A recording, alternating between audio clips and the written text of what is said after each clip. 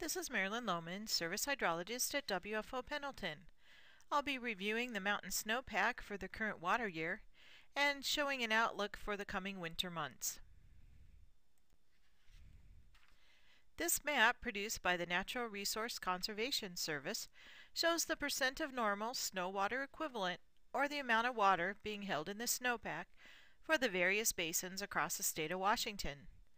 The snow season is off to a slow start with a few storms in October and November, but some very warm temperatures in November depleted much of that snowpack. As of December 1st, the upper and lower Yakima basins were well below normal with 39 and 51% of normal.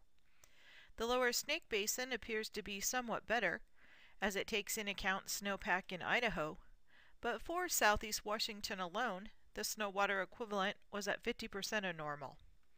Next, we'll take a look at a few locations within the basin to see how the snowpack is starting off. These charts show the snow water equivalent, or water held in the snow, for the water year October through September.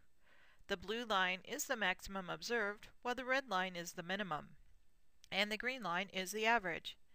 Using these charts, we can see how the snow water equivalent accumulates throughout the winter and spring and compare it to average. The Tushy Snowtail site is in the Walla Walla Basin at around 5,500 feet. Looking at the black line, we can see that this site saw some accumulation of snow during mid to late November, but then decreased at the end of November and is below normal. The Sassy Ridge Snowtail site is located in the upper Yakima Basin at 4,200 feet. This site saw a small increase during late November and then decreased at the end of the month and is also below normal. The Bumping Ridge Snowtail site is around 4,600 feet in the central Washington Cascades. Looking at the black line, we can see that the site has gotten very little in the way of snow so far this season.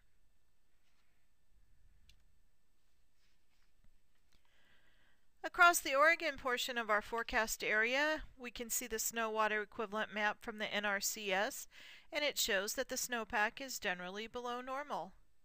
The Grand Ronde and the John Day basins are showing amounts near 75% of normal, while the Umatilla and the upper Deschutes Crooked basins have amounts from 45 to 50% of normal. We'll take a look at some individual sites across the region in the next several slides.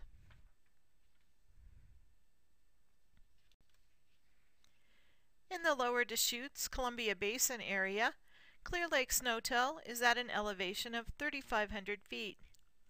Looking at the black line, the current year observation, this fairly low elevation site has gotten little snow so far this year.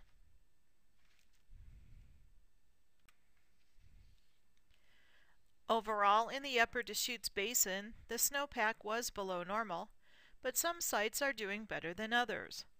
The Three Creek Meadows Snowtail site is at about 5,600 feet. Looking at the solid black line, we can see that this site started accumulating snow in mid-November and is just slightly below normal at this time. For the John Day Basin, we can look at the Blue Mountain Springs Snowtail site at 5,900 feet. This location started accumulating snowpack in mid-November and is near normal.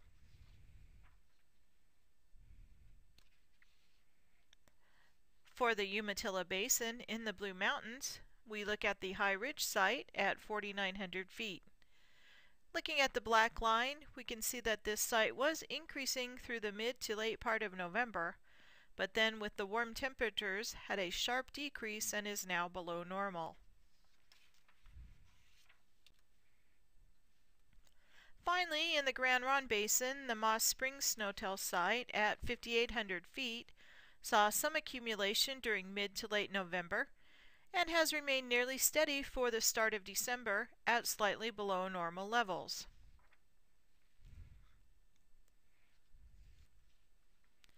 Water supply. Water supply forecasts will be starting in January. They will be available on the Northwest River Forecast Center's website at www.nwrfc.noaa.gov. Please join me again in January when we start to look at these forecasts for the region. The 3-month outlook for the months of December, January, and February from the Climate Prediction Center calls for above normal temperatures seen in the map on the left and equal chances of above or below normal precipitation seen in the map on the right.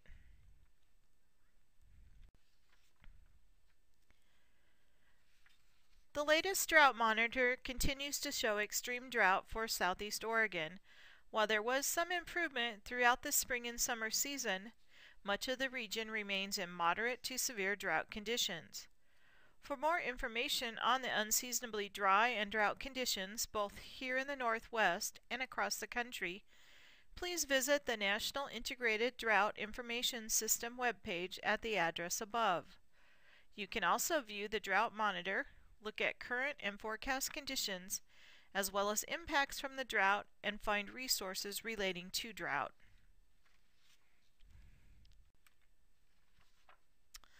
If you have any questions, please contact me by email or phone, and I hope you'll join me again in January for another look at the snowpack, and then we'll be taking a look at the water supply forecast for the coming spring and summer.